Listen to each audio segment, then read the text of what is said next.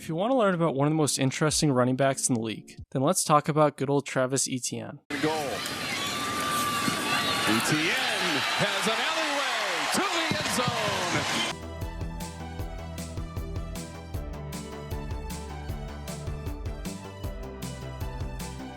Straight out of Jennings, Louisiana, Travis grew up an all-around athlete, but really shined on the football field. At Jennings High, Travis was an absolute stud from the get-go, and in his time with the team, my man put up some crazy stats with over 8,800 total yards and 115 touchdowns. Pretty ridiculous, and a whole bunch of that crazy production came as a senior. Somehow he rushed for over 2,400 yards and 39 touchdowns that year, as he ended his time at Jennings on a very high note. All things considered, the fact that he was a high 4-star wasn't much of a surprise to anyone. It had schools like Oregon, Bama, and A&M all interested. Although he had a bundle of choices, Travis decided to go a different route as he became a Tiger out there in Clemson in order to join what was quickly becoming one of the best programs in college football. It didn't take long for Travis to make an impact with the Tigers, as he was able to lead the team in rushing as only a freshman. Over 750 yards and 13 touchdowns does that kind of stuff. It's saying something when you lead any team as a freshman, but when you lead a national championship contender that early on, you just know you're no joke. They may not have won that year, but Travis was able to find his own going into the following season, as the Tigers were looking to be the team to beat. Travis was just an absolute monster as a sophomore, as he more than doubled his production with this time over 1,600 yards and an FBS leading 24 touchdowns. It's one thing to put up these numbers in your 4th year, but Travis did it in only his first actual season as the guy in Death Valley.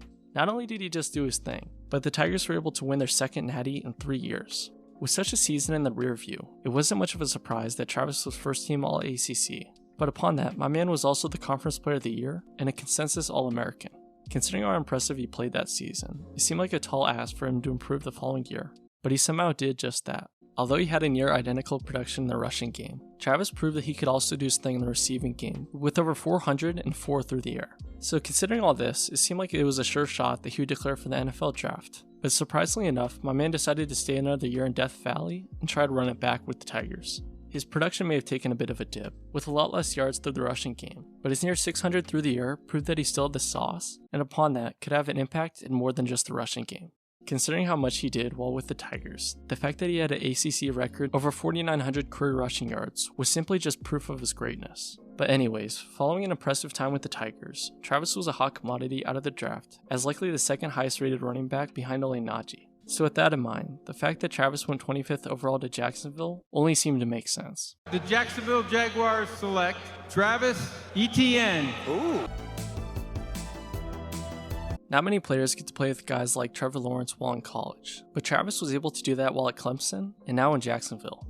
Considering all the questions and concerns about the two's play in Duval, there was a lot of hype about what the two could bring to a Jaguars team that had been in the dumps for a hot second. And well, the Jags' first-round pick, Travis Etienne, suffering a serious Liz Frank injury. Travis wasn't really able to do anything about that, as he had a season-ending injury before the year even started. And his bud and Trevor couldn't even do anything, as the team was just really bad. So with that in mind, we can just fast forward through that rough patch for time's sake. And now going into this season, things are looking much different. A new coach, a bunch of new additions, and what's looking to be a much different culture seem to all be a good combination for hopefully a bounce-back season for the Jaguars. Now, as Travis would say, the injury is behind him, and he feels great going into the season. Most players would say the same exact thing no matter how rough an injury, but considering how well Travis played with the Tigers, I think he could do his thing in Duval. Even though he's sharing the offense with the stud in James Robinson, my man is dealing with his own injury problems, and in his case, a torn Achilles that he had late last season, so he's still not at 100%. And when you take that into account, as of now, Travis is currently the starting running back with the Jaguars, and so it's looking like everything is set up for my man to bounce back big time, along with his bud in the revamped Jacksonville offensive attack. My man Travis is a do-it-all type of player, so if he has to catch passes, he can do that, and do it well. And if he has to run it, then he can run, and run it well. And so I'm sure he's looking to do both this season. Funny enough, Travis has even joked about playing a Deebo Samuel type role with the team. But jokes aside, he legitimately has the skill set to do just that. He has the speed, elusiveness, and ability to line up out wide or under center. And there are really not many who could do it on his level. But not only is Travis just happy, Trevor is also excited to have Travis back as much as he is, and just feels good with him back there. So if the two could reignite the same chemistry they displayed in Death Valley, then I think the Jaguars could be a much better team than they were last season. But anyways, what do you guys think? Is Travis Etienne gonna do his thing this year, or does he still need some time to get back in the groove? Let me know your thoughts. After sitting out all of last season, I'm sure Travis wants to prove himself that much more than before, and I think he has the talent to do just that on the biggest stage in all of football. Etienne will make the first down and break free. Forget the first down, he's got a touchdown. Thanks for watching the video. If you guys enjoyed, make sure to subscribe, like, and comment down below stuff you want next. But anyway, see you all soon, and peace out.